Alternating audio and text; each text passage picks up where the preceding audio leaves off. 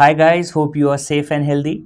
This is Dr. Pritesh Singh, surgery faculty with Prepladder and author of AIMS Essence, NEET Essence, Surgery Essence, INI CT Essence and Quick Review of Surgery. These are my best-selling titles. So we are going to discuss the surgery questions of NEET PG 2021. So let's start. See the first question. A 55 years old woman underwent modified radical mastectomy 3 months back for breast cancer, which was located in upper outer quadrant of left breast. Now she developed painless swelling in the left upper limb, whose image is given below. What is the most probable cause? So in this image you can see that this patient developed what? Lymphedema in the left upper limb following breast cancer surgery. Most probably modified radical mastectomy was done, in which axillary lymph node dissection was done, and because of that patient developed lymphedema. This lymphedema can occur sometimes within months and sometimes even after years of surgery, means axillary lymph node dissection. So what is the correct answer here? It is lymphedema. Rest of these three conditions, lymphangiosarcoma, also known as angiosarcoma, axillary vein thrombosis and cellulitis, all these are painful conditions. These are painful. Only lymphedema, it's painless, right? And here you can notice in the question it is mentioned. So in the question you have seen that after modified radical mastectomy, in which we have to perform the removal of level 1 and level 2 lymph node, so axillary lymph node dissection was done and patient developed painless swelling in left upper limb. So the diagnosis is lymphedema. It is a painless condition. Now see the literature. What is written in Bailey related to lymphedema of arm after mastectomy? So it's a complication of breast cancer treatment, and generally it can appear any time from months to years after treatment. Sometimes what happens, patient is going to develop lymphedema because of neoplastic infiltration, and if there is neoplastic infiltration, because of that there is edema in the limb. That is the painful condition. So because of neoplastic infiltration, if it's occurring, it's painful. Another important point, after 10.5 years, what's the duration? After 10.5 years of modified radical mastectomy and radiotherapy, these patients are going to develop angiosarcoma, and this is known as Stewart-Treves syndrome. So this is known as Stewart-Treves syndrome. Okay, if you see the question again, rest three are painful condition, only lymphedema is painless condition. So correct answer for this question is A. Now see the second question. After total thyroidectomy under general anesthesia, anesthetist tried to extubate the patient, but he was unable to extubate. What is the most probable region? So two things you have to understand, that in this case we are performing total thyroidectomy. After that patient was not being extubated. Anesthetist was not able to extubate. So what's the cause? Generally in these patients during thyroidectomy, there is bilateral recurrent laryngeal nerve injury. And because of this bilateral recurrent laryngeal nerve injury, what happens? The vocal cord position is in the midline. Because of that, there is airway compromise. And that's why patient is not being extubated. This is an emergency situation. And in such cases, we have to perform what? Tracheostomy, which can be either temporary or permanent. Right? So what is the cause here? It's because of bilateral recurrent laryngeal nerve injury. Why? Because in this case, the vocal cord comes in the midline, position is in the midline, and because of that, what's the problem? There is airway compromise. Airway compromise. Okay. There is another condition in which there can be respiratory distress, and in which case there is respiratory distress if patient is going to develop tension hematoma, and in which case patient is going to develop tension hematoma. And when it is going to occur, tension hematoma is not going to occur in intraoperative period. Generally it occurs in post-operative period, right? So obviously it is ruled out. It is not going to occur in intraoperative period, and in thyroidectomy we place the drain also. So usually it is not going to occur during intraoperative period. Another important point, that what are the nerves injured during thyroidectomy? You know that superior thyroid vessels are ligated close to thyroid to prevent the injury of external branch of superior laryngeal nerve. And what is the most commonly injured nerve during thyroidectomy? It's not recurrent laryngeal nerve. It's the superior laryngeal nerve. Which branch? External branch. So most commonly injured nerve is external branch of superior laryngeal nerve. Because of injury of the superior laryngeal nerve, there is loss of tension of vocal cord. And if there is loss of tension of vocal cord, so what happens? The quality of voice is diminished. It's poor. So what happens? There is decreased tension or loss of tension of vocal cord, and because of that there is diminished power and range of voice. Clear? Second situation. This is third. If patient is having only unilateral recurrent laryngeal nerve damage. So in this case what happens? The ipsilateral vocal fold is affected or vocal cord is affected, right? And in these patients there is hoarseness of voice or poor quality of voice, and these patients have increased risk of aspiration. But because of unilateral recurrent laryngeal nerve injury, what? It's difficult that patient is having airway compromise. So these are ruled out. These two are ruled out. Hemorrhage cannot cause airway compromise during intraoperative period. So correct answer for this question is B, and that is bilateral recurrent laryngeal nerve injury. See the important points which is written to nerve injury during thyroidectomy in subiston. So unilateral recurrent laryngeal nerve injury and resultant vocal cord paralysis can cause spectrum of problems, and generally there is a problem with voice or sometimes with swallowing. So what are those symptoms? Symptoms are hoarseness and breathy voice. There is vocal fatigue. These patients can have dysphagia and aspiration. Incidence of bilateral recurrent laryngeal nerve injury, it's rare. And if it's there, what happens? There is vocal cord position in the midline, and because of that there can be airway compromise, and if there is airway compromise we need tracheostomy. See the third question. All of the following statements are true about management of pheochromocytoma patient except. Okay, so first, propranolol is the initial drug to be started? No. You know that the drug of choice is phenoxybenzamine. So initial drug to be started, it's alpha blocker. And what's the name? It's phenoxybenzamine, not the beta blocker of propranolol. Surgery is the treatment of choice. Yes, since most of the pheochromocytomas are benign, we have to perform the adrenalectomy. With surgery, generally we go for laparoscopic adrenalectomy. So what kind of surgery? We do laparoscopic adrenalectomy. In majority of cases, tumor is benign. VMA and catecholamines are the diagnostic test. This is correct. So B and C options are correct. Which one is false or incorrect? It's A. So correct answer for this question, it's A. The initial drug to be started, it's phenoxybenzamine or alpha blocker, not the beta blocker. See the screenshots from Surgery Sense. So most sensitive screening test for pheochromocytoma is urinary catecholamines and VMA level. VMA is vanillyl mandelic acid. And what is the best test for diagnosis? That is fractionated plasma metanephrines. Now coming to the management. So we discussed that the treatment of choice is what? Adrenalectomy. And if the tumor size is less than 5 centimeter, we go for laparoscopic adrenalectomy. Drug of choice, that is phenoxybenzamine, which is an alpha blocker. You should not give beta blockers first. Whenever we give beta blockers, after starting alpha blockers, when there is full alpha blockade, so if the patient is fully alpha blocked and patient develops tachycardia, then only we start beta blockers. If you start beta blockers first, what will happen? There will be hypertensive crisis.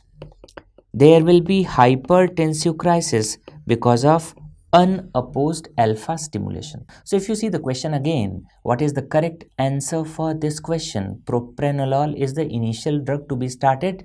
This is the correct answer because it's incorrect option. See the question number 4. A 50 years old male patient presented to the hospital with colicky abdominal pain. So there is colicky abdominal pain and bilious vomiting, right? It means colicky pain, bilious vomiting means patient is having obstruction. Okay, now see the question. On evaluation, air was present in the CBD. So if there is presence of air in the CBD, it means there is pneumobilia. So what are the findings? The patient is having small bowel obstruction. Since the patient is having colicky pain and multiple episodes of vomiting, and this patient is having pneumobilia, right? So what is the diagnosis? See, most common cause of small bowel obstruction is adhesions. But in adhesions, what is the problem? There is no pneumobilia. Even in gastroenteritis, outlet obstruction, what? Pneumobilia is not there. So pneumobilia is seen whenever there is communication between biliary tract and gastrointestinal tract. It means there is some fistula, and what's that fistula? It's cholecystoduodenal fistula, and this fistula is formed in the patients who are having gallstone ileus. So what is the correct answer? It's gallstone ileus. And you know, there is plain X-ray triad. What? Plain X-ray triad, in which there is small bowel obstruction, there is pneumobilia, and there is ectopic gallstones. What? Ectopic gallstones. And this plain X-ray triad is known as what? Rigler's triad. It's Rigler's triad. And you know that this Rigler's triad is diagnostic of what? Gallstone ileus. So what's the correct answer for this question? It's D. See the problem in gallstone ileus, generally these patients are having single large stone in the gallbladder. It is going to erode the wall of gallbladder, and after that what happens? There is formation of a fistula between gallbladder and duodenum, that is cholecystoduodenal fistula. It is cholecystoduodenal fistula. This is the most common site of fistula, right? After that, stone goes into the duodenum and it is going to obstruct the narrowest part of small bowel, that's terminal ileum. So this is the terminal ileum, which is the site of obstruction. And obviously if the patient will be having small bowel obstruction, we have to relieve the obstruction. So how? We perform exploratory laparotomy, we milk the stone proximally, perform enterotomy, remove the stone. Majority of these patients are elderly, right? So that's why in majority of these patients we just go for enterotomy and removal of stone. If in the question it is mentioned that patient is young and stable, in that case we can go for cholecystectomy. Otherwise, the treatment of choice is only enterotomy and removal of stone. If you see the literature, what Bailey says that the characteristic radiological sign of gallstone ileus is Rigler's triad, and this is what? Plain X-ray triad of small bowel obstruction, pneumobilia, and ectopic gallstone, means atypical mineral shadow on radiograph of the abdomen. So correct answer for this question is D, that is gallstone ileus. See the question number 5. A 45 years old female patient presented to the hospital with obstructive jaundice. So first finding that the patient is having obstructive jaundice, and what's the cause of obstructive jaundice? CBD stone. Patient has the history of cholecystectomy done 2 years back. So what happened? Within 2 years of cholecystectomy, CBD stone was detected in the patient. Within 2 years. So what is this type of stone?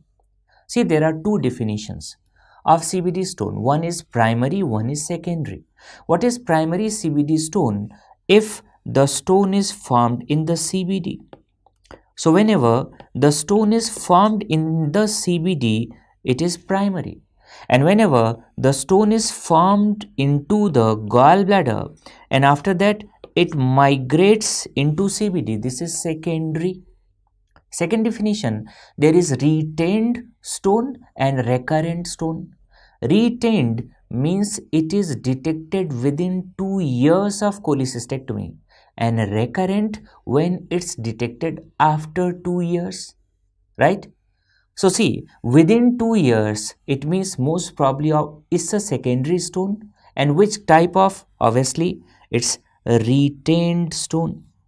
So two options are correct. You can mark it secondary or retained. But if you see the definition, detected within 2 years, so that is retained CBD stone. See the screenshots from Surgery Sense, and these definitions are clearly mentioned. We discussed these definitions so many times in the video lectures also.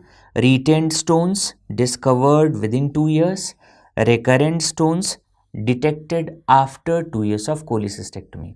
And what's the definition of primary and secondary CBD stone? We discussed. In primary CBD stone, generally stones are going to develop within CBD because of stasis and infection. Sometimes the worms are also responsible. And what kind of stone? That's brown stone. Secondary CBD stones, these are formed in gallbladder, then slips into CBD. These are cholesterol stones, right? So if you see the question, it's retained stone. And suppose in the question it is mentioned that the stone was detected after 2 years of cholecystectomy. So if it's more than 2 years, in that case, what's the correct answer? It's recurrent. So the language of the question says that the correct answer for this question is C, that's the retained CBD stone. See the literature also, what is mentioned in substance related to retained CBD stone or biliary stones. Retained stones, also known as secondary stones, generally identified for up to 2 years after cholecystectomy. See the question number 6. A 40 years old male patient presented to emergency with acute abdominal pain. So the patient is having acute abdominal pain and the patient is having distension. Second statement says fluid filled lesion is present in the epigastric region. So what's the problem? This patient is having pain, there is distension, and after that you notice that this patient developed a fluid filled lesion where? In the epigastrium. So what is the classical picture? This is the classical picture of acute pancreatitis in which patient developed acute pancreatic fluid collection. Acute pancreatic fluid collection. And you know, after acute pancreatitis, there is injury to pancreas. So whenever there is localized fluid collection, it is rich in enzymes. Localized collections are rich in enzymes. Simultaneously, enzymes are released into the serum. That's why you must be knowing that in patients of acute pancreatitis, we are going to assess what? Serum amylase and what? Serum lipase. Serum amylase and serum lipase, because these enzymes are released into the serum. Second, there is localized collection. Collection is rich into these enzymes. So what is the correct answer? Patient is having acute pancreatitis. Which of the following parameters will be raised? Bilirubin? No. GGT, gamma glutamyl transpeptidase? C. GGT, ALP 5' nucleotidase. These are the markers of cholestasis. Lipase, yes, it is raised. CEA, generally it's a tumor marker raised in malignancy or some pre-malignant conditions which are going to increase the risk of adenocarcinoma, right? So correct answer for this question is C, that's lipase. Now see, in diagnosis we are going to assess serum amylase, serum lipase. You know that amylase can be raised in non-pancreatic conditions also. That's why which one is more specific? The more specific than serum amylase is serum lipase. See the literature, what Blumgard says, which is the Bible of hepatobiliary pancreatic tract surgery, that acute fluid collections associated with acute pancreatitis are enzyme rich collections which are having amylase lipase. And second, in patients of acute pancreatitis, what happens? there is release of these enzymes into the serum, and that's why we can assess what serum amylase and serum lipase. And if you see, serum lipase is more sensitive and specific. So for this particular question, what is the correct answer? It is C, and that's lipase. See the question number 7. A 60 years old male patient presented to the hospital with gastric outlet obstruction. So there is gastric outlet obstruction. On evaluation, there was antral gastric carcinoma extending to head of pancreas and multiple metastasis to right lobe of liver. What is the most appropriate management? So you can see here, this is the stomach, this is the duodenum, this is the liver, gallbladder, bile duct, and this is the pancreas. Right? Problem, the patient is having where is malignancy at the antrum, and because of this malignancy there is gastric outlet obstruction also. There is involvement of head of pancreas, and in the right lobe there are multiple metastases. It means this carcinoma stomach is unresectable with multiple metastases. There is emergency situation of gastric outlet obstruction, so we have to go for the palliation. And how we are going for palliation? We perform palliative gastrojejunostomy to relieve this obstruction. Tumor is unresectable, so obviously we are not going to resect it. We perform palliative gastrojejunostomy. To prolong survival, we give chemotherapy also. Why chemotherapy? To prolong the survival. You know, if the patient is having metastatic carcinoma stomach, on an average, how much is the survival? Hardly 3 to 6 months. That's why we will not go for any kind of radical surgery or radical procedure. So, options. What is the most appropriate management? Right lobe hepatectomy with radical gastrectomy? Obviously not. Whipple's procedure? No. This is for malignancies arising from head of pancreas or second part of duodenum. It's a radical procedure. It should not be done. Palliative gastrojejunostomy with chemotherapy. This is correct. And radical gastrectomy with chemotherapy, we should not go for radical gastrectomy. So correct answer for this question is C. See the literature, what's written in Bailey, carcinoma stomach. Patient suffering from significant symptoms of obstruction or bleeding. What kind of resection is appropriate? Palliative resection. And what's written in Subiston, if the patient is having unresectable or metastatic gastric tumor or cancer, hardly 3 to 5 months survival. That's why in such patients, we should go for palliative surgical therapy. Which type of? If the patient is having gastric outlet obstruction, obstructing gastric cancer, so the most common procedure performed in this particular setting, it's gastrojejunostomy. Can we give chemotherapy? Yes. Systemic chemotherapy, prolonged survival. Sometimes it is going to shrink the obstructive tumor. So correct answer is palliative gastrojejunostomy with chemotherapy in the patient who is having unresectable carcinoma stomach with gastric outlet obstruction. See the question number 8.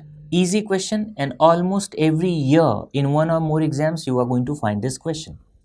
18 months old, age 18 months, male child. Two important properties.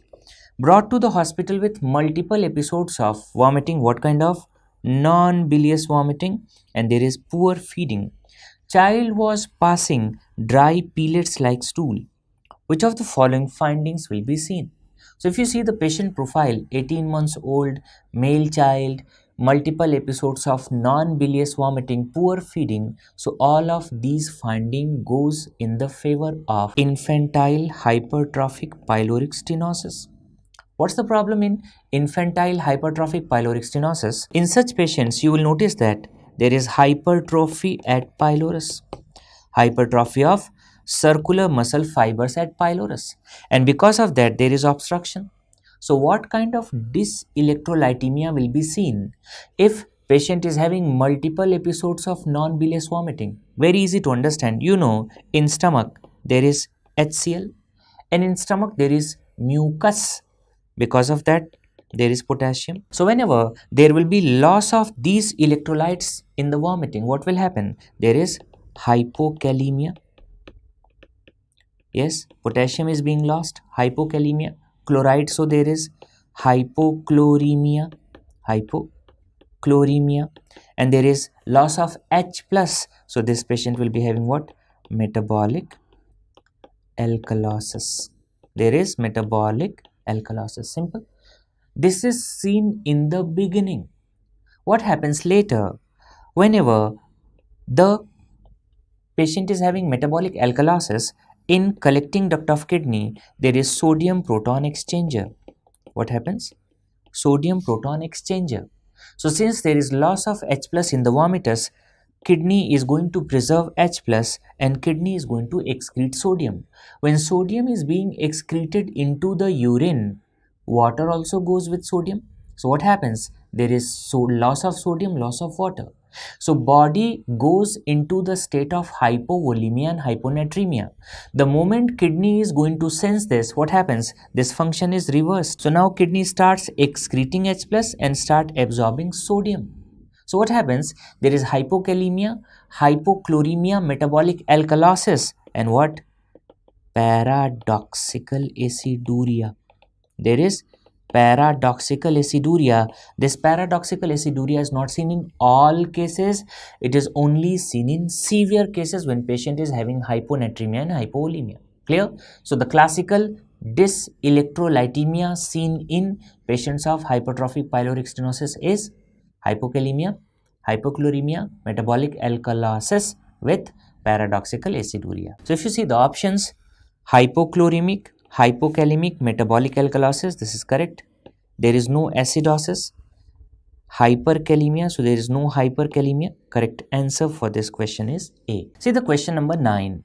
Patient presented to the emergency with pain abdomen. So there is pain, there is fever for 3 days and dehydrated face. Why there is dehydrated face? Obviously this patient is having what? Hypovolemia. Clear? Abdominal X-ray images are shown below. What's the most probable diagnosis? So in the question, both erect film and supine film was provided. Both films were given in the question. If you see this erect film, in the erect film, you can see there is free air under the right dome of diaphragm. And what you can see, apart from that, multiple air fluid levels. If you see the supine film, in that supine film, you can see multiple dilated bowel loops. See the bigger picture. So in this bigger picture, you can see that this is the free air under right dome of diaphragm. So obviously this patient is having pneumoperitoneum and this patient is having multiple air fluid levels, right? And if you see the supine film, here you can see dilated bowel loops. So initially there will be obstruction, later there is perforation. So obviously this patient is having perforation peritonitis. So what's the correct answer? It's not liver abscess, it's not gastric volvulus empyema thoracis. The correct answer is hollow viscous perforation. So correct answer for this question is D. See the question number 10. 55 years old patient underwent hysterectomy 2 years back. So there is history of lower abdominal or pelvic surgery 2 years back.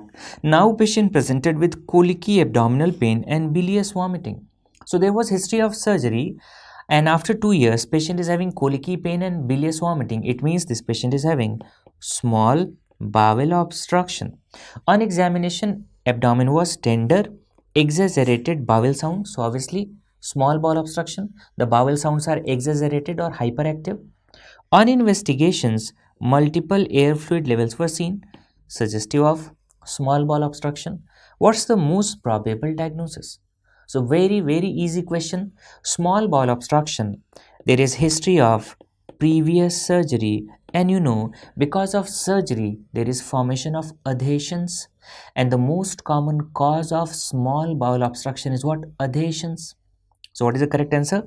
It is adhesive small bowel obstruction. You know in gastroenteritis there is no obstruction. It's not gallstone ileus because there is history of surgery and nothing is related to gallstone per se, not the ischemic enterocolitis.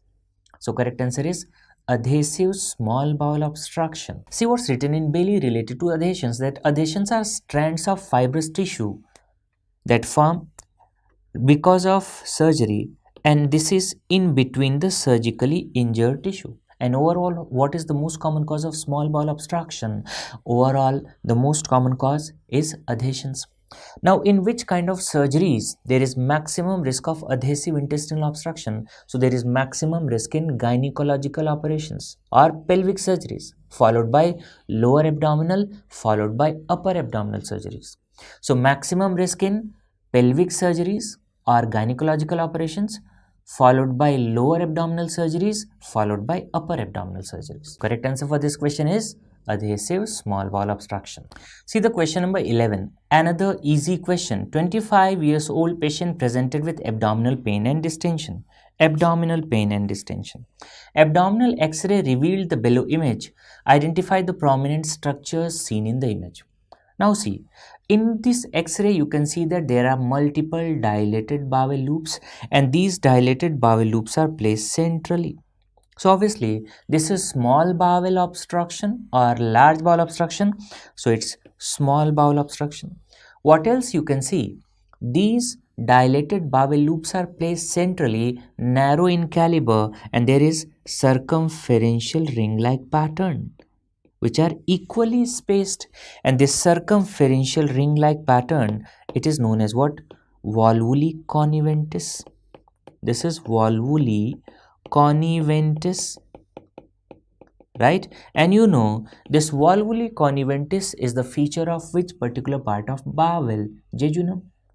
So if you see the options, transverse colon is obviously ruled out because patient is having small bowel obstruction, and out of ileum, jejunum, duodenum, what's the correct answer? Is the jejunum, because jejunum is having circumferentially ring-like pattern, equally spaced, that is volvuli conniventis. If you see ileum, ileum is featureless. Ileum is featureless, or it is said that it is characteristically characterless. Small bowel obstruction, large bowel obstruction, these are very important topics. Nowadays, frequently image-based questions are asked. What's the difference? We discussed that in small bowel obstruction, the dilated bowel loops are placed centrally, whereas in large bowel obstruction, it is placed peripherally. Large bowel obstruction, you can see these are wider in caliber, and you can see what? There is presence of horstrations.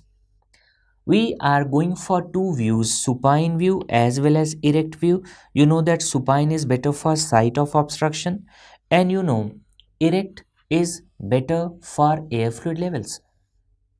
So if you see this image here, also you can see that there is presence of circumferential ring-like pattern. Here you can see, so circumferential ring-like pattern. So again in this there is jejunum, involvement of jejunum. And see large bowel obstruction, you can easily mark what? Horstrations. You can see the colon, wider in caliber, location, it is placed peripherally. So this is how we differentiate small bowel from large bowel obstruction. And in this image you can see how volvuli conniventis looks like, circumferential ring-like pattern, equally spaced. So correct answer for this question is C, that's jejunum. See the question number 12. 45 years old male patient with paralysis. This patient is having paralysis, operated for rectal prolapse. So two important points. Patient is having rectal prolapse and patient is having paralysis. It means this patient cannot tolerate morbid surgery or long duration surgery. As shown in the image, which of the following procedure is done? So there is some procedure performed for rectal prolapse. Obviously this procedure will be having low morbidity. So here you can see around the anus some thread is being placed subcutaneously. Here you can see some thread is being placed subcutaneously, and these are the two threads which you can see here at the end. So generally, what is the name of this procedure? This is known as Thiersch anal wiring. When Thiersch performed this procedure, he used steel wire, but at this point of time we are using nylon or silastic tape. How it's done? Have a look. In this image you can see we are giving two incisions placed 180 degree apart. So two lateral incisions are given around the anus 180-degree apart, and after that we are performing the tunneling around the anus. Via this tunnel we are going to insert sometimes steel wire, elastic or nylon tape, and after inserting it, what it is being tied. So around this anal canal, application of elastic tape, nylon tape or steel wire, this is known as Thiersch anal wiring. So in this case you can see the wire is being used, and in this image you can see tape is being used. Okay, so how it works? This is the anus, this is the rectum. So what rectum is coming out? So patient is having rectal prolapse. So this is anal encirclement. And after that, what will happen? Obviously, this rectum will not come out. But what is the problem? Whenever you are applying wire or tape around the anus, it can lead to anal stenosis. It can lead to difficulty in defecation. And third, because of this procedure, surgical procedure, some patients are going to develop perianal abscess also, perianal sepsis also. Because of all these complications, this Thiersch procedure or Thiersch anal wiring is an obsolete procedure. So if you see the options, it is stapled hemorrhoidopexy. No, because patient is having rectal prolapse. So we have to go for rectopexy. All three are the types of rectopexy, but wires or tapes are used in Thiersch. So this is Thiersch wiring. What are the types of rectopexy done in adults? So there are two types of rectopexy. One is abdominal and the second is perineal. Abdominal and perineal. What is the advantage of abdominal rectopexy? Advantage that it is associated with lower risk of recurrence. What is the disadvantage? That there is increased morbidity of surgery. What is the advantage of perineal rectopexy? That there is lesser morbidity, but the disadvantage that there is high risk of recurrence. So which approach will be preferred in elderly patients? The patients who are having comorbidities, obviously in elderly or the patients who are having comorbidity, we go for perineal procedures. And if patient is young who can tolerate the surgery, we go for abdominal rectopexy. What are the types? Mnemonic is VAR and PAD. W means Wells, A means abdominal, R means Ripstein. So here you can say the procedures are Wells, abdominal, Ripstein. So Wells and Ripstein, these are the abdominal rectopexies, and here P means perineal, A means Altmeier's, D means Delorme. Delorme. So Altmeier's and Delorme's, these are the perineal rectopexies. Clear? So what is the correct answer for this question? The correct answer is Thiersch anal wiring or Thiersch wiring. See the important points related to Thiersch procedure in Shackelford. Shackelford is the Bible of GI surgery. So it says that we are going for two lateral perianal incisions 180 degrees apart. What is the position? Patient is in the prone jackknife or in lithotomy position. After that, the incisions are connected subcutaneously by tunneling through ischiorectal fossa and perineal body. And what we use? Polypropylene mesh, silicone tape or nylon tape, and it is tunneled circumferentially around the entire anus. Bailey says that in Thiersch operation or Thiersch anal wiring, steel wire, elastic or nylon tape placed around the anal canal. But what is the problem? Because of chronic perineal sepsis, it can lead to stenosis and it can lead to obstructed defecation. Because of all these problems, what? This surgery is largely obsolete. So we are not performing Thiersch procedure nowadays. See the question number 13. Another easy question. 54 years old male with right groin swelling located below inguinal ligament medial to the inferior epigastric artery. You know this basic principle that there is one hernia which is located lateral, this is right side, and one located medial. So obviously the medial hernias, these are direct hernias and the laterals are indirect, right? So that's why indirect inguinal hernia is also known as lateral hernia, because it is lateral to inferior epigastric artery. Direct inguinal hernias are also known as medial because it's medial to inferior epigastric artery. Cuff impulse was present. What is the type of hernia in its management? So diagnosis is clear that it is direct hernia because it is coming directly from posterior abdominal wall via triangle of Hazelbach. And what's the gold standard treatment for inguinal hernia repair? It is Lichtenstein repair. Bassini's repair is a tension repair. It increases the risk of recurrence. That's why it's not performed nowadays. So correct answer is what? Direct hernia. And the treatment is Lichtenstein repair. So correct answer for this question is B. See the important points related to anatomy. This is the triangle of Hazelbach.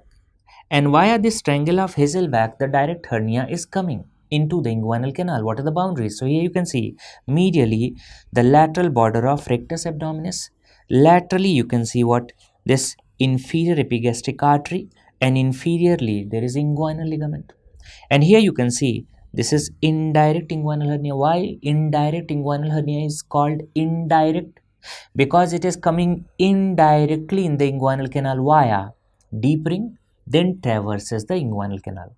So it is lateral to the inferior epigastric artery, and direct hernia it is medial. See the question number 14. A 30 years old female presented to hospital with what? Abdominal pain, weight loss, and sterile pyuria. You know, this sterile pyuria, it is seen in renal tuberculosis.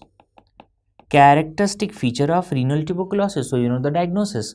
Radiograph is shown below. What is the most probable diagnosis? Suppose this image is not given below. So which of the following feature is characteristically seen in renal tuberculosis? And what's that? It's the putty kidney. Pyelonephritis, not the characteristic feature. These are not the characteristic features. So without image also you can crack the question. If you see the image, what you can see here? Scattered calcification involving the kidney, and this is known as what? Putty kidney. Now see the screenshot. This is from Surgery Sense. What's the problem in renal tuberculosis? Initially there is stenosis of calyx or stenosis at pelviureteric junction, and whenever there is obstruction, what will happen? Obviously there will be hydronephrosis and pyonephrosis. Actually speaking, in tuberculosis there is caseous necrosis, and after that there is scattered calcification. So this caseous necrosis leading to scattered calcification, that is putty kidney, and after that kidney is completely calcified, and that is what? Cement kidney. And when kidney becomes non-functioning, calcified kidney becomes non-functioning, this procedure is known as, or this phenomena is known as what? Autonephrectomy, right? So what happens here? You can see there is collection of this kind of cheesy material in the kidney, and if you see the x-ray, this is the appearance. So this is what? Putty kidney, which is the characteristic feature of renal tuberculosis. So the correct answer for this question is A, that's putty kidney. See the question number 15. A patient of road traffic accident was brought to the hospital with left flank bruise. So where is the bruise? Left flank, associated with hematuria. So you tell me which organ is injured if there is ecchymosis or bruise in left flank and there is hematuria also. Obviously it's a case of renal trauma. Renal trauma, right? Patient was hemodynamically stable. You know that the patients who are having renal injuries or renal trauma, what is the investigation of choice? The investigation of choice for diagnosis is CCT, and patient should be stable for CCT. So here patient is having renal trauma, patient is stable. So which of the following investigation should be done? We have to go for CCT. Generally in such cases we don't go for diagnostic peritoneal lavage, not RGU, not MCU. Why? Because there is renal trauma. Okay, see the screenshot from Surgery Sense. Kidney is the most commonly injured part of urinary tract, right? And what is the best indicator of traumatic urinary system injury? It is hematuria. And what is the investigation of choice for renal injury? The investigation of choice, it is CCT, but the patient should be stable. Sometimes the question is asked that what are the indications of performing CCT? So gross hematuria, microscopic hematuria with hypotension any time during initial resuscitation, right? But at the time when you're taking the patient for CCT, patient should be stable. See the literature also, what's written in subiston. In patients with history of blunt trauma, key findings include location of impact in renal injuries, flank ecchymosis, which is given, gross or microscopic hematuria, it's given, right?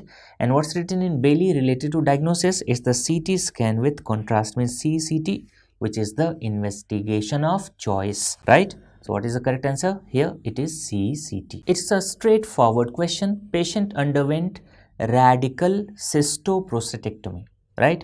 So we perform radical cystectomy or radical cystoprostatectomy in the conditions where the malignancy is in the bladder, and the specimen is given below. Identify the etiology. So in this specimen, you can see this is the growth which is arising from the bladder, and it's the malignancy. So what is the correct answer for this question? Obviously, it is bladder cancer. What's the problem in schistosomiasis? In schistosomiasis, initially what happens? There is sandy patches. Later, the bladder is calcified. Obviously, prostate appears normal. Can you see here? So there is no malignancy and it's not the malakoplakia. So correct answer for this question is A. It's a clear-cut case of bladder cancer for which radical cystoprostatectomy was done. See the question number 17. What is the preferred treatment option for 85 years old patient, known case of prostate cancer, Gleason score 6 and 2 to 3 centimeter nodule in the prostate, level of PSA 8. So let me tell you, there is low risk prostate cancer. And what's that low risk prostate cancer? If the level of PSA is less than 10 nanogram per ml and level of Gleason score, if the Gleason score is less than equal to 6. Low risk prostate cancer, in these cases, we have to go for only active surveillance. Second thing, the patients who are more than 70 years of age. In such patients, the life expectancy is less than 10 years. So, any patient in whom the life expectancy is less than 10 years, radical prostatectomy is not done, right? So, in such patients also, what we go for active surveillance. Clear? And what is the meaning of active surveillance? So, every 6 monthly, the patients are coming to you and we are going to perform digital rectal examination plus PSA. So, this active surveillance is done with the help of DRE and PSA. So, here age 85, Gleason score 6, PSA 8, it means less than 10. So, obviously, we go for active surveillance. In which cases radical prostatectomy is done, the age should be less than 70 years and life expectancy more than 10 years. What's the role of brachytherapy or external beam radiotherapy? These are the methods of palliation. So methods of palliation, palliative radiotherapy can be used. We use brachytherapy also, EBRT also. But for this patient, this is not the preferred option. Correct answer is C. See the management of prostate cancer. So if T1A is there, it means it is incidentally detected during TURP. What? Nothing. Only DRE plus PSA. And if T1B, T1C, T2 and the age is more than 70 years, where the life expectancy is less than 10 years, again what? Watchful waiting means active surveillance with DRE and PSA. If age is less than 70 years, then only we go for radical prostatectomy or we can go for radiotherapy. Preferred option is radical prostatectomy. And the patients who are having advanced carcinoma prostate or there is metastasis, in these cases palliative treatment, either androgen ablation, which is the part of hormone therapy, or we go for palliative radiotherapy. You know that there are two new drugs in metastatic castration resistant carcinoma prostate. One is cabazitaxel and second is sipuleucel T, which are used. See what Bailey says related to CA prostate. Men with locally confined prostate cancer have PSA level 10 to 15 nanogram per ml, less than 10 to 15. And what is the definition of low risk prostate cancer? Low PSA, small foci of Gleason 6 disease. and how we can manage active surveillance, that is DRE plus PSA. Radical prostatectomy is done in which patients? Localized disease, and what should be the life expectancy? More than 10 years. So if you see the question again, correct answer for this question is C, that is active surveillance. Another repeat question, because similar question was asked in INI-CET. See, a 10 years old boy skids while cycling. So what happens? There is cycle handle. Skids while cycling. Child was stable. Abdominal examinations were normal. But what's the problem? There was blood at the tip of meatus. What's the next best step? What's the next best step? So what is the diagnosis? There is skidding. And because of that, what's the problem? So what's the problem in such patients? Can you see, because of skidding, what happens? There is injury. So this bulbar urethra is crushed against the pubic symphysis.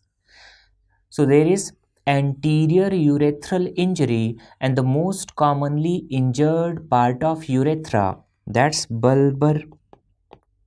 And after this injury, is the problem? You can see, because of this injury, there is collection of blood involving bilateral scrotum, shaft of penis, perineum. So there is perineal hematoma.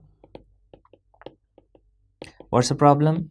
There is urinary retention. And what's the problem? There is blood at meatus. So urinary retention, blood at meatus, perineal hematoma, it is seen in anterior urethral injury, and the most common site is bulbar. In these patients, what is the treatment? So such patients are treated by SPC. We have to perform suprapubic cystostomy. And because of injury, what will happen? There will be formation of stricture. It will be repaired after 3 months. So there is delayed repair if patient is having symptomatic stricture. But in emergency, we go for suprapubic cystostomy. Obviously, nephrostomy is not done. Ureteric diversion is not done. Foley's catheterization, generally it should not be done, because if you are going to attempt Foley's catheterization, sometimes the partial tear can be converted into complete. So what's the correct answer for this question?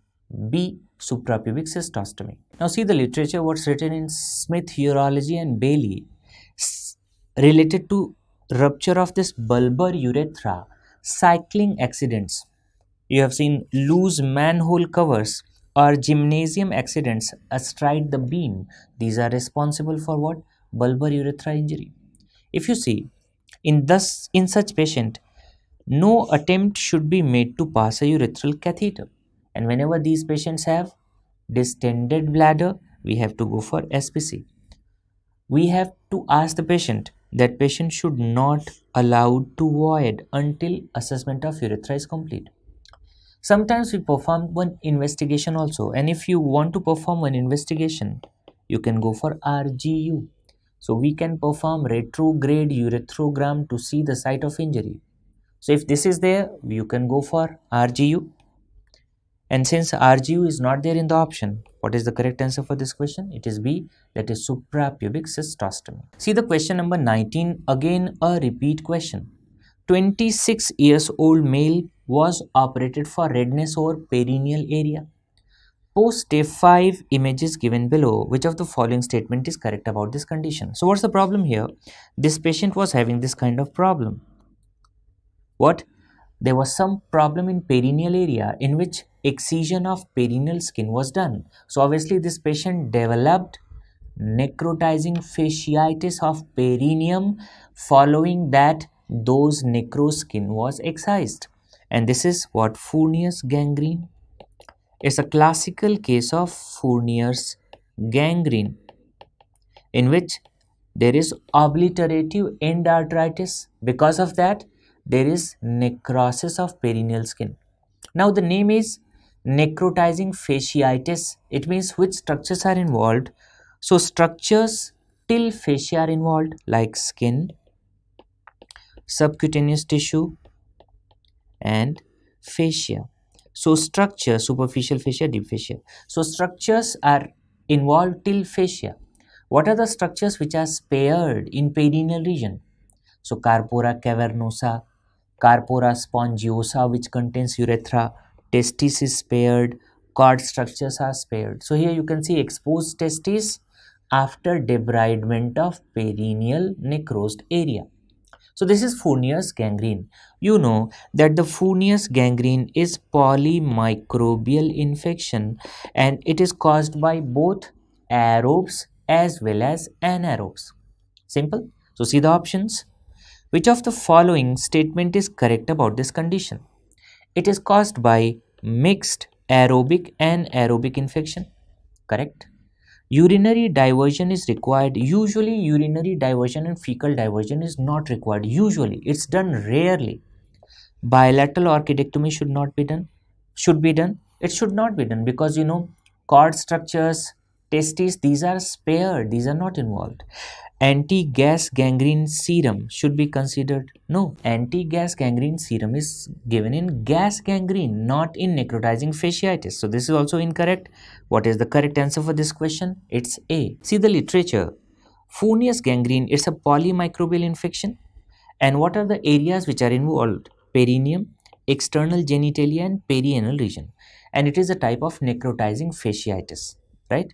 So it's the mixed infection of both aerobic and anaerobic bacteria.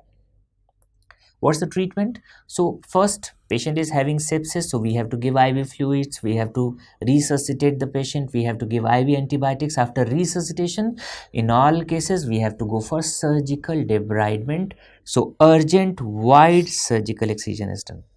Urinary and fecal diversion may be necessary, but it is done only rarely. So correct answer for this question, that's A. It is caused by mixed aerobe and aerobe infection. See the question number 20. A 35 years old HIV positive female on ART had a severe migraine headache and for which she was given multiple doses of ergotamine. When? 2 days back. Now the problem is she presented with claudication of which part? Right thigh. So claudication is there in the right thigh with some numbness and tingling where? In the right lower limb. But the peripheral pulses were feeble, means still palpable but feeble. Angiography image is given below. What will be the next step of management?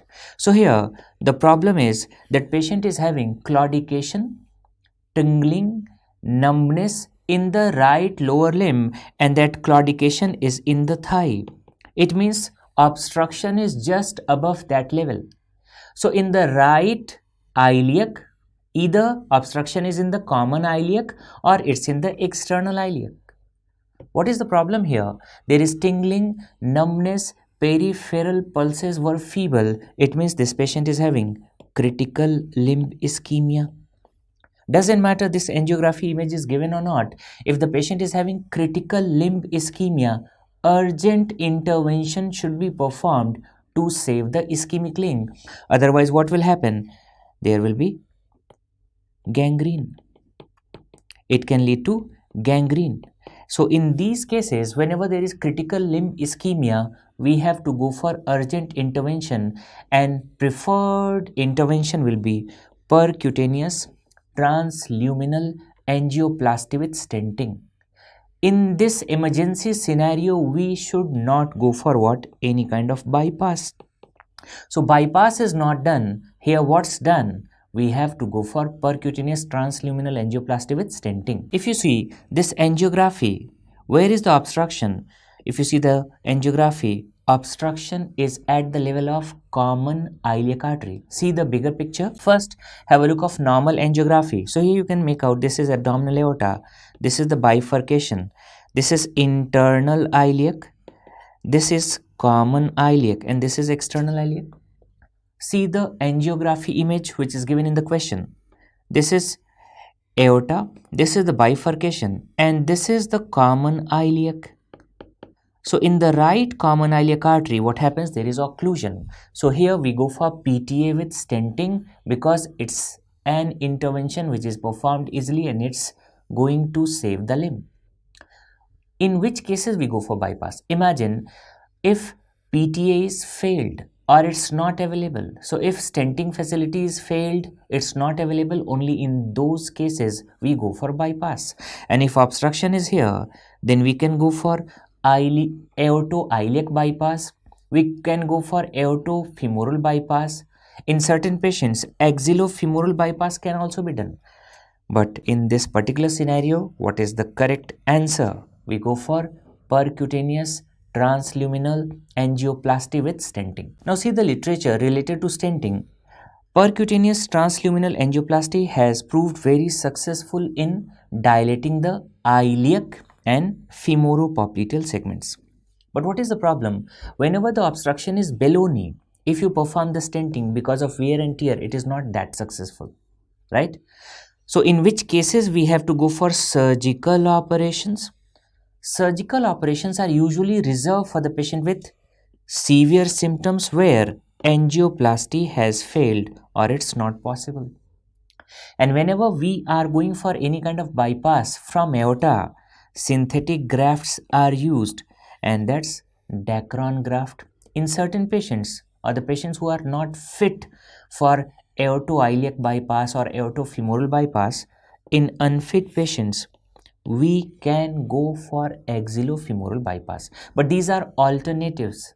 What is the preferred treatment? It's PTA with stenting. If you see the question again, this patient is having signs and symptoms of critical limb ischemia involving common iliac artery, and we have to go for percutaneous transluminal angioplasty with stenting. This is another indirect repeat because lots of questions were asked about CEAP classification. If you see the question, 45 years old male presents to the hospital with asymptomatic varicose vein.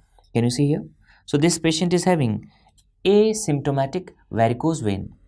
Which CEAP classification does the patient fall under? So what is the meaning of this CEAP classification? CEAP classification is used for chronic lower extremity venous disease. And what is the meaning? C means clinical signs and symptoms.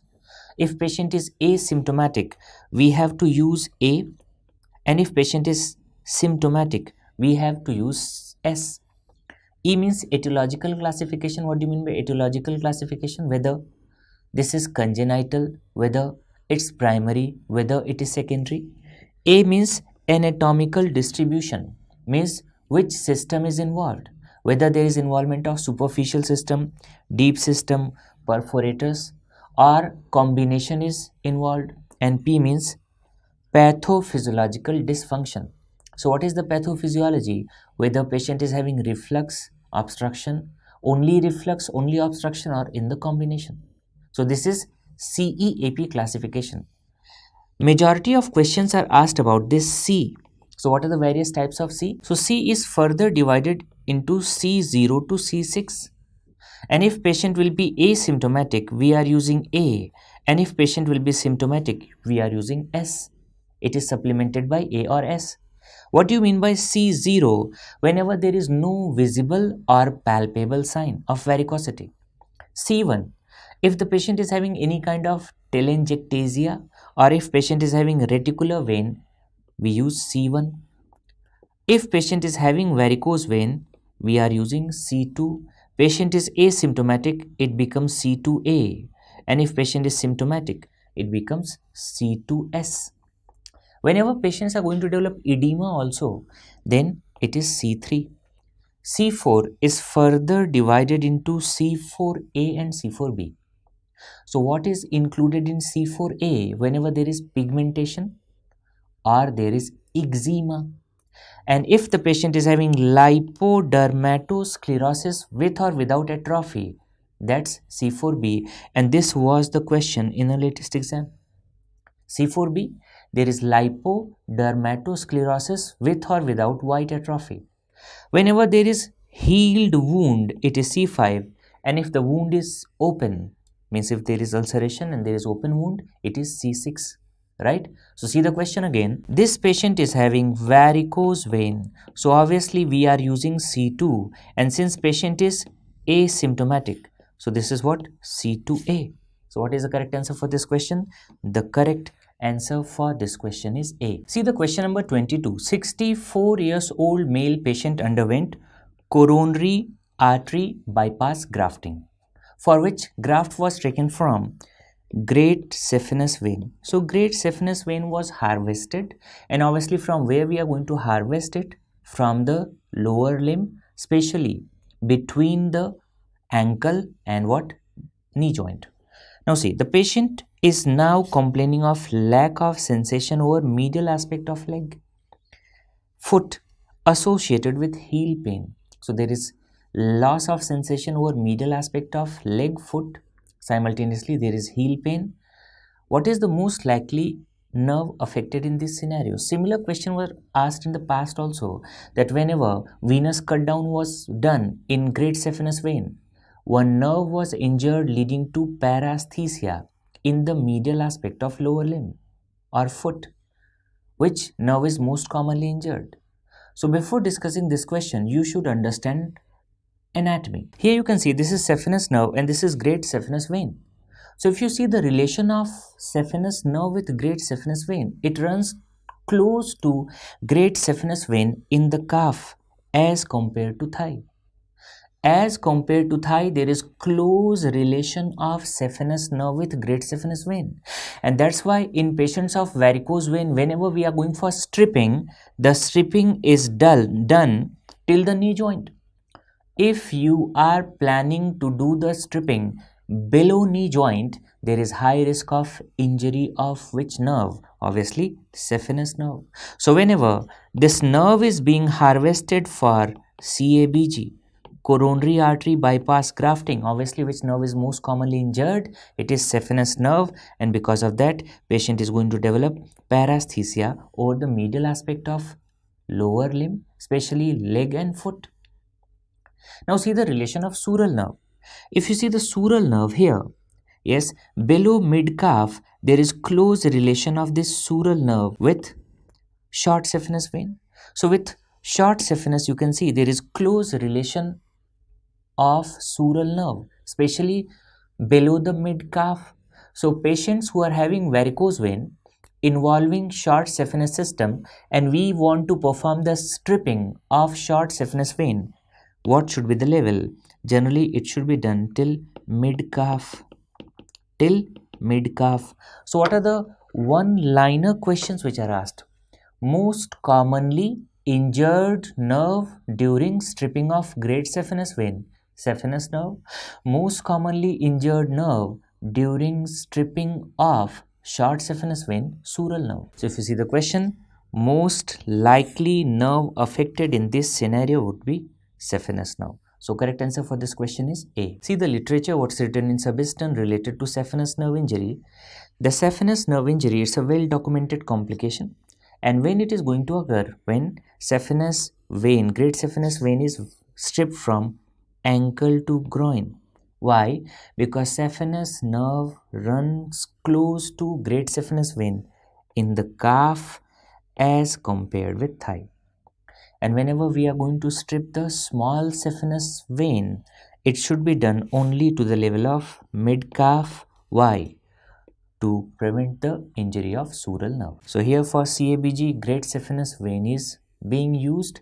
So most commonly injured nerve is what? Saphenous nerve. Again, this is an indirect repeat. See the question. 80 years old female presented with fatigue and pallor. On chest x-ray, there was anterior mediastinal mass. You tell me what is the most common anterior mediastinal mass, and the most common anterior mediastinal mass is thymoma. Okay.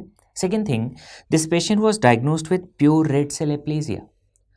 Important point related to thymoma, that the most common paraneoplastic syndrome associated with thymoma, it is myasthenia gravis. Right? Apart from myasthenia gravis, it is also associated with what? Hypogammaglobulinemia. It is associated with pure red cell aplasia. So, thymoma is associated with pure red cell aplasia. So, the tumor is in anterior mediastinum associated with pure red cell aplasia. And what is the correct answer? Thymic neoplasia or thymoma. See the literature, what's written in Subiston, that thymomas are the most common neoplasm of anterosuperior or anterior compartment of mediastinum or anterior mediastinum. And what is the most common paraneoplastic syndrome associated with thymoma we discussed? It's myasthenia. Apart from that, They can be pure red cell aplasia, hypogammaglobulinemia, and thymoma associated multi-organ autoimmunity. Clear? So it's a clear-cut question. Correct answer for this question is A, thymic neoplasia. Before discussing this question, see, whenever there is foreign body ingestion and the coin is there, right? What happens whenever this coin is in the esophagus and we are taking AP view, X-ray AP view, generally you can see the flat surface of coin. So this is the flat surface. And whenever you are taking lateral view, you can see the edge. So in esophagus, when the foreign body is there, on AP view, you can see flat surface. On lateral view, you can see edge. And vice versa in trachea. It means whenever it is in the trachea, on AP view, you can see the edge, and on lateral view you can see the flat surface. This is foreign body in the esophagus and you can see this is the flat surface in AP view, means the coin is aligned in coronal plane. On AP view or antero-posteriorly the coin is aligned in the coronal plane, and in trachea whenever the coin is there and in AP view it is aligned in sagittal plane. This you have to remember. Frequently asked question, right? How it looks on X-ray. So first see, whenever it is in esophagus, this is the AP view. You can see the flat surface or alignment in coronal plane, and here you can see the edge in the lateral view, right? See, when the coin is in the trachea and you perform AP view, here you can see the edge, and on lateral view here this is flat surface, right? So easily you are going to make out whether the foreign body or the coin is in the trachea or esophagus. One. Second, you can make out on the basis of symptoms also. If a patient is having dysphagia, it means the coin is in the esophagus. If patient is having dyspnea or respiratory distress, it means the coin is in the trachea. Another important point, whenever we are going for lateral view, you can see anteriorly there is shadow, air shadow in the trachea. So on the lateral view, if you can see air shadow in the trachea, it means obviously the coin is located posterior to trachea in which organ? Esophagus. Clear? So see the question. 9 years old male child was brought to the emergency by mother with difficulty in swallowing. What's the problem? There is difficulty in swallowing for the past 5 hours. He was noted to play unsupervised. X-ray was taken, identify the location. So you can see the coin in the coronal plane on AP view, or you can see the flat surface of the coin on AP view. So obviously it's in the esophagus. So what is the correct answer for this question? A, esophagus. See what's written in Nielsen related to foreign bodies. The flat surface of coin in the esophagus. Which surface?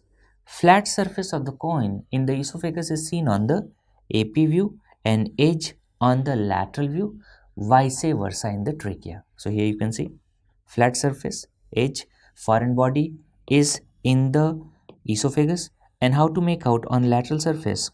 You can see that there is gas shadow in the trachea located anteriorly to the coin. So for this question, correct answer is A, and that is esophagus. See the question number 25. Again a repeat question. On removal of submandibular gland and its duct, which of the following nerve is most commonly injured? You know there is close relation of two nerves with submandibular gland and its duct. Lingual nerve is going to hook the duct of submandibular gland. So whenever we are performing the duct surgery specially, most commonly injured nerve is lingual nerve. So in these surgeries, most commonly injured nerve is lingual followed by hypoglossal. Okay, see the anatomical relationship. So in this diagram, you can see this is the submandibular duct, and this submandibular duct, it's hooked by this nerve. This is which one? Lingual nerve. And in relation to submandibular gland, there is another nerve which is closely related, hypoglossal. So most commonly injured nerve in submandibular gland surgery with removal of its duct, lingual followed by hypoglossal. So what's the correct answer for this question? The correct answer is A. See question number 26. A 56 years old man was working in a benzene factory for a long time. He got retired 5 years back. What would be the possible complication in this patient? You tell me. History of working in the benzene factory. It's a risk factor for which malignancy? Acute myelocytic leukemia. It's a risk factor for acute myelocytic leukemia. So what is the correct answer? Obviously blood cancer. So the correct answer for this question is B. This list of carcinogens is very important, and here you can see whenever there is history of work in benzene factory, it is going to increase the risk of acute myelocytic leukemia, right? So this list is very important. Almost every year you are getting one question directly or indirectly related to this list of carcinogens. So if there is history of work in benzene factory, it leads to increased risk of AML. So correct answer for this question is B, that's blood cancer. Similar question was asked in INI CET also. Recently, a child undergoes prophylactic irradiation as a preparation for bone marrow transplant for treatment of ALL. Which of the following is affected least? Means which of the following organ is least affected after radiotherapy? So see the sensitivity of radiotherapy. Which organ is affected most? Mnemonic is BML to intestinal mucosa. Mnemonic is BML to intestinal mucosa. So most sensitive is bone marrow, followed by lymphatic tissues. So BML, followed by T and O means testis and ovary, followed by intestinal mucosa. So BML to intestinal mucosa, this is the sensitivity. Bone marrow, followed by lymphatics, followed by testis and ovary, followed by intestinal mucosa. Which one is most resistant? And that is nervous tissue or brain. Is the nervous tissue or brain? So what is the correct answer? Least affected, obviously it's the neurons. Otherwise bone marrow, intestinal epithelial cells, spermatogonia, all of these are highly sensitive. So see, the dividing cells are highly sensitive, and if in the cells or tissues where no division is occurring, those are resistant. So if there is active cell division, there is high sensitivity, and if there is no cell division, there is low sensitivity. So what is most resistant? Nervous tissue or brain. And which one is most sensitive? Bone marrow, followed by lymphatic tissue means spleen, thymus, lymph node, followed by reproductive system like testis, ovary, followed by GIT, especially the mucous membrane and small intestinal villi or mucosa. So correct answer here is the neuron. See the important one-liner questions related to radiotherapy. What is the most radio-sensitive tissue in the body? We discussed it is bone marrow, and most resistant, that is brain or nervous tissue. Most radiosensitive blood cell, in lymphomas we give radiotherapy, lymphocyte, and least radiosensitive, it is platelets. Now see, what is the organ, most common organ to be affected by radiation? It is the skin. And what is the earliest change in the skin we are going to see? It is erythema, right? Most radio resistant organ overall, if you see, most radio resistant tissue, that's nervous tissue or brain, and most radio resistant organ, that is vagina. Most common mucosa to be affected by radiation, we discussed intestinal mucosa, and whenever it is involved or affected, obviously patient is having diarrhea. And in abdomen, what is the most sensitive organ? It is kidney. So these are important one-liner questions related to radiotherapy. See the question number 28. What is the maneuver shown below? So here you can see that head is being tilted back and chin lift is being done. So what is the name of this maneuver? This is head tilt and chin lift. Why we perform this head tilt and chin lift? To prevent the tongue obstructing the upper airway. So to prevent the obstruction of upper airway by tongue, we perform what? Head tilt and chin lift. Second maneuver is jaw thrust. So in this jaw thrust, The tongue is moved anteriorly along with mandible to prevent the obstruction of upper airway. So this is jaw thrust, and this is what? Head tilt, chin lift. So correct answer for this question is B. It is head tilt, chin lift to prevent the obstruction of upper airway from the tongue. Another question which is asked every year in each and every paper, and that is the question related to tension pneumothorax. Sometimes they ask the question related to diagnosis, and most of the times they are asking the question related to management. See, 25 years old male patient presented to emergency with history of road traffic accident.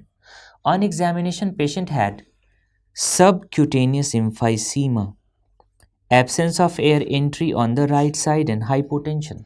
So on the right side, subcutaneous emphysema, absence of air entry, and hypotension. It means there is collection of what? Either air or the fluid. Which of the following will be the next step of management? Okay. Now see, in these cases, whenever there is subcutaneous emphysema also, generally it is because of what? Injury to the chest wall, and there is pneumothorax, right? It can progress to tension pneumothorax. Since patient is having hypotension also, most probably it's a case of tension pneumothorax. How to manage? So any patient of trauma, we have to apply A, B, C, D, E. Which protocol? A, B, C, D, E. A means airway maintenance. So this patient is having maintained airway. Why? Because in the question it is mentioned that air entry was absent only on the right side. It means air entry was there on the left side. Means airway is patent. Second, whether we have to go for intubation or not. So intubation is done when the patient is having airway obstruction or there is mental status depression, or patients who are having noisy breathing, patients who are having facial trauma, or patients whose GCS is less than 8. So it's not mentioned whether patient is having noisy breathing, patient is having facial trauma, GCS is lesser, mental status depression is there. It means all these things are not there, right? Airway is patent. So obviously we are not supposed to go for intubation. Now coming for B. B means breathing, which includes oxygenation and ventilation, right? Here we have to look for any problem associated with oxygenation and ventilation. In patients of tension pneumothorax, what's the problem? There is ventilation problem. See, in patients of tension pneumothorax, there is formation of one-way air valve. So it's one-way valve leak. Because of that, the air is forced into thoracic cavity. And when air is collected under tension, first it is going to compress the ipsilateral lung. After that, there is depression of diaphragm, shift of mediastinum. Simultaneously, it compresses superior vena cava as well as inferior vena cava whenever air is collected under tension. So because of compression of superior vena cava, inferior vena cava, there is decreased venous return, and these patients have hypotension. These patients have hypotension. Air is collected. If you perform percussion, what happens? There is hyperresonance. If you perform auscultation, there is absent breath sounds. So it's an emergency situation. In such cases, we have to put a wide bore needle in fifth intercostal space in anterior axillary line in adults according to ATLS 2018 modification. And in children, wide bore needle should be inserted in second intercostal space in midclavicular line, right? So what is the age of patient? 25 years old. So adult patient, put a wide bore needle into fifth intercostal space in anterior axillary line. So what is the correct answer? It's A. Fluid resuscitation with wide bore needle. It's the next step. C. C means circulation with hemorrhage control. So here we are giving IV fluid. We are going to manage the patients of shock. Positive pressure ventilation not recommended in these patients. So this is the next step. After putting a needle, we plan for ICD insertion, means intercostal drain insertion, again in the triangle of safety in fifth intercostal space in anterior axillary line, right? So sequence is A, B, C, D, E. Airway is patent. There is ventilation problem. So we have to correct that. It's immediately life threatening situation. So what should be done? Needle decompression in fifth intercostal space in anterior axillary line according to ATLS 2018 update. See the question number 30. 25 years old male patient with alleged history of road traffic accident sustained injury over chest and abdomen. So there is injury over chest and abdomen. At the time of presentation, systolic BP 70 mmHg, pulse rate more than 110 or 110. Now let me tell you, what is the meaning of unstable vitals? Unstable vitals means whenever the pulse rate is more than 100 per minute and the systolic blood pressure is less than 100 mmHg. So this patient is unstable, patient of trauma, having injury of the abdomen and the chest. What is the first investigation done in patients of blunt trauma abdomen? It is FAST. Doesn't matter patient is stable or unstable. So first investigation is FAST because it can be done bedside. And whenever FAST is extended to assess right and left thoracic view, it is known as EFAST, that is extended FAST. Clear? So we go for CT? No. We go for MRI? No. We go for chest X-ray? No. Not bedside investigation. Unstable patient, we go for FAST. And actually speaking, it is EFAST. What is the full form of FAST? It is the focused assessment with sonography for trauma. What we assess? We are going to assess 4 P's. 4 P's means pericardium, perihepatic, perisplenic and pelvic region. In which sequence? In this sequence. Clear? So there are 4 views in FAST. Whenever we are including right as well as left thoracic view, total 6 views in EFAST. And you must be knowing that question which is frequently asked nowadays. Whenever patient is having pneumothorax, you perform EFAST. There is barcode sign also known as stratosphere sign. So patient is having injury to both abdomen and chest, we go for EFAST. So correct answer for this question is A, that is FAST. See the question number 31, again a repeat question. In emergency with trauma patient, blood spilled on the floor. Which of the following agents should be used for sterilization? And whenever there is spillage of blood, you must be knowing that we use sodium hypochlorite. What we use? Sodium hypochlorite. So these were the surgery questions in NEET PG 2021. So see, total 31 questions, including both direct and indirect questions related to surgery, were asked in NEET PG 2021. And all these questions were from our video lectures, all from the book Surgery Sense. What was the strike rate of Rapid Revision 3.0?